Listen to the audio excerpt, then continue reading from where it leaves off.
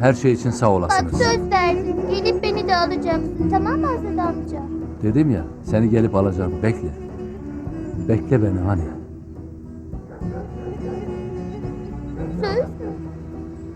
Söz. Baba, bu Hani'nin babası mı? Mehmet, dün kirveye karar veremedim diyordun ya. Ben kirveyi buldum. Uygundur abi. Azat, yakında bizim bir sünnet düğünümüz olacak. Senden iyisini bulamayız. Eğer kabul edersen bizim Almancı ufaklığın kirvesi ol. Olmaz.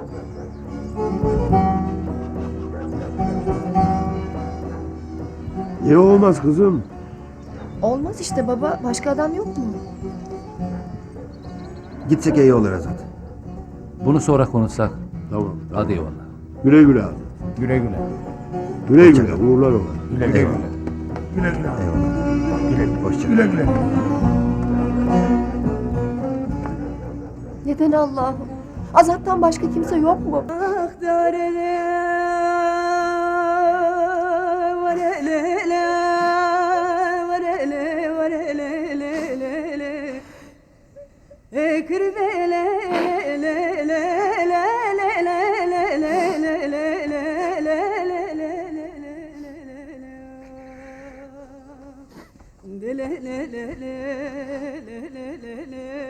Neyin var senin abla? Söylesene neyin var? Neden ağlıyorsun? Yok, yok bir şey. Yapma abla.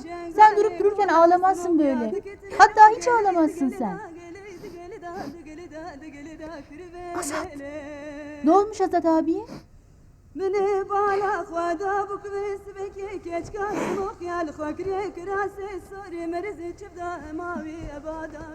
Ne oldu Azat abiye? Haydar'ın kirvesi olacakmış Elif. Evet olacak. Ne var bunda? Haydar bizim amcamızın oğlu. Onun kirvesi olan bizim kardeşimiz olmaz mı? Azat'la bacı kardeş olmaz mıyız? Hep bir abimiz olsun istemez miydik? Azat abiden daha iyi bir abi mi olur? Abi isteyen kim? Seni hiç anlamıyor. Bu hiddetin niye? Anlamazsın tabii. Çünkü sen Azat'a sevdalı değilsin. Efendim? Evet, ben Azat'a sevdalıyım. Hiç abi kardeş evlenir mi? Ali'nin oğlu Haydar'a kirve gerek Azat. Senden iyisini bulamayız. Eğer kabul edersen... Olmaz. Neden olmasın kızım? Olmaz işte baba. Başka kimse yok mu?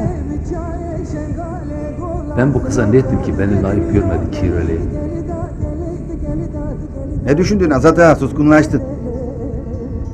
Dede kirve ol dedi ya, onu düşünüyorum. Çocukluğumdan beri duymuşum. Kirvelik büyük tutuk değil mi? Büyük de laf mı? Seni aralarına almak istiyorlar.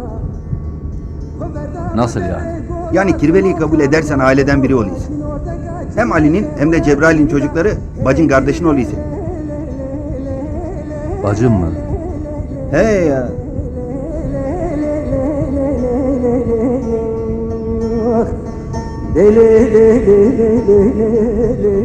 Fadime nerede? Fadime nerede? Kirvelik Nerede? elbet kutsaldır. Kirve ile öyle hısım olunur ki, kirve baba yarısıdır. Ailedeki herkes hısım olur değil mi? Yani sünnet olan amcanın oğlu, dayının oğlu, teyzenin oğlu da olsa fark etmez. Eder mi hiç? Amcanın oğluyla nikah düşer misal ya da halanın oğluyla ama kirveyle nikah düşmez. Dedim ya baba yarısı.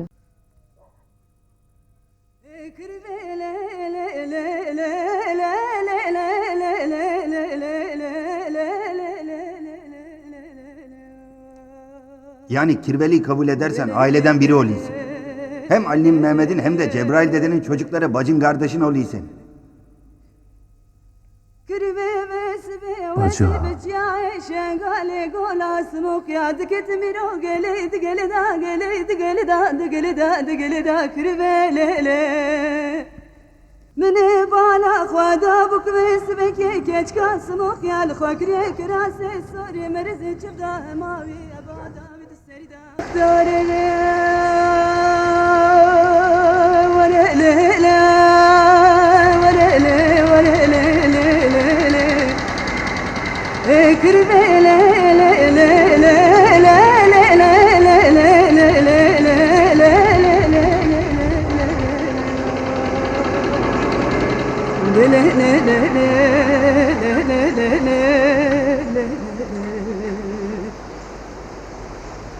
Kırve vesve veze bıçağı şengale gola smok ya dıket miro gele gele da gele gele da gele da gele da kırve lele Mene bala khwada buk vesve ke keç ka smok ya khakre krase sore merze çda mavi abada vid serida Verda bu deve gola smok ya mina ke voka şinorde gaçeme khebret beni da Kırbe le le le le le le le le le le Allah'ım neden? Le le le le le le le